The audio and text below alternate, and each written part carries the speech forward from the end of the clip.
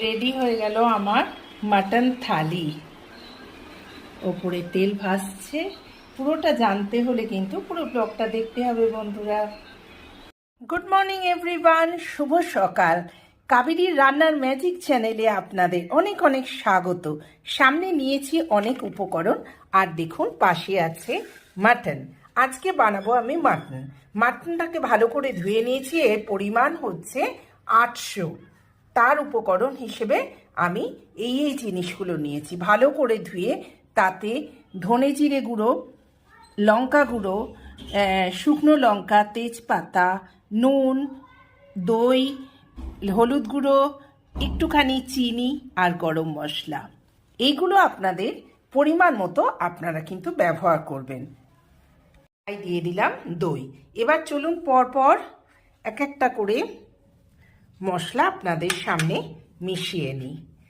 সহজ পদ্ধতিতে যদি রান্না দেখতে চান, মা ঠাকুমা সবারই যদি কথা আপনাদের মনে পড়ে, তো চলে আসবেন কাবেরীর রান্নার ম্যাজিক চ্যানেলে। নিয়ে নিচ্ছি নুন, তারপর দিয়ে দিচ্ছি লঙ্কা গুঁড়ো, একটু ঝাল ঝাল তো হবেই। আর দিয়ে দেবো এর সাথে গরম মশলা, গোটা গরম মশলা। দেখুন গরম মশলা, আর দিয়ে দেবো দুটো শুকনো লঙ্কা। তারপরে মেশাবো একটুখানি চিনি। চিনি কিন্তু টেস্টের জন্য দিতেই হবে বন্ধুরা।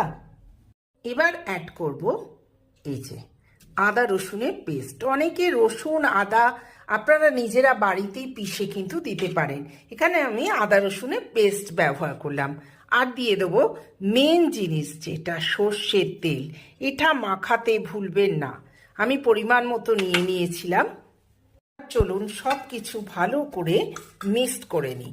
এই মেশার ওপর কিন্তু রান্না অনেকটা নির্ভর করছে। সুন্দর করে মিশিয়ে নিয়ে আমি 3 ঘন্টার জন্য ম্যারিনেট করতে একে ছেড়ে দেবো। ভালো করে মাটনটা মিশিয়ে নিলাম মশলার সাথে। এবার 4 ঘন্টার জন্য আমি ম্যারিনেট করতে চাপা দিয়ে দেবো। চলুন 4 ঘন্টা পর আবার আপনাদের কাছে ফিরে আসছি। এরপর সর্ষের তেলে আমি একটু ছোট এলাচ, লবঙ্গ আর দারচিনি দিয়ে একটু ভাজার পর পেঁয়াজের টুকরোগুলো এতে দিয়ে দিলাম। হালকা ফ্রাই হয়ে যাওয়ার পর আমি মাটনটা এর ভেতর ঢেলে দেবো। এবার ম্যারিনেট করা মাটনগুলো দিয়ে দিলাম কড়াতে, দিয়ে এবার কষতে থাকবো। মাটনটা যখন কষা হয়ে আসছে তখন দিয়ে দিচ্ছি আমি একটা গোটা রসুন। যেহেতু দই দিয়ে মাখিয়েছিলাম, তাই কষে আসার সময় কয়েক টুকরো টমেটো দিয়ে আবার ভালো করে নাড়াচাড়া করব। গ্যাসটা একদম কমিয়ে দিয়ে গ্যাসের ফ্লেমটাকে এখন কষতেই থাকবো, কারণ সবাই আমরা জানি যে মাটন যত কষবে তত সুন্দর হবে। মাটনটা তেল ছাড়তে শুরু করে দিয়েছে, তোমরা দেখছো সাইড থেকে তেল ভেসে উঠছে, দারুণ ফাটাফাটি একটা কালার এসছে। এবার 4টে সিটি দিয়ে আমার রেডি হয়ে যাবে মাটনের লাল ঝোল।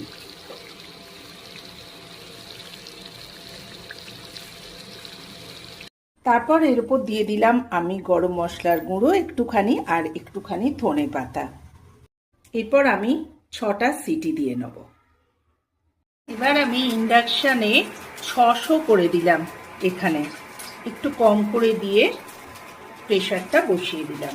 গরম গরম মাটনের লাল ঝোল রেডি। কেমন লাগলো তোমরা জানাবে বন্ধুরা। সুস্থ থাকবে, ভালো থাকবে, আর কাবেরীর রান্নার ম্যাজিক চ্যানেল দেখতে ভুলবে না কিন্তু। সঙ্গে থেকেও সাবস্ক্রাইব করে দিও। টাটা।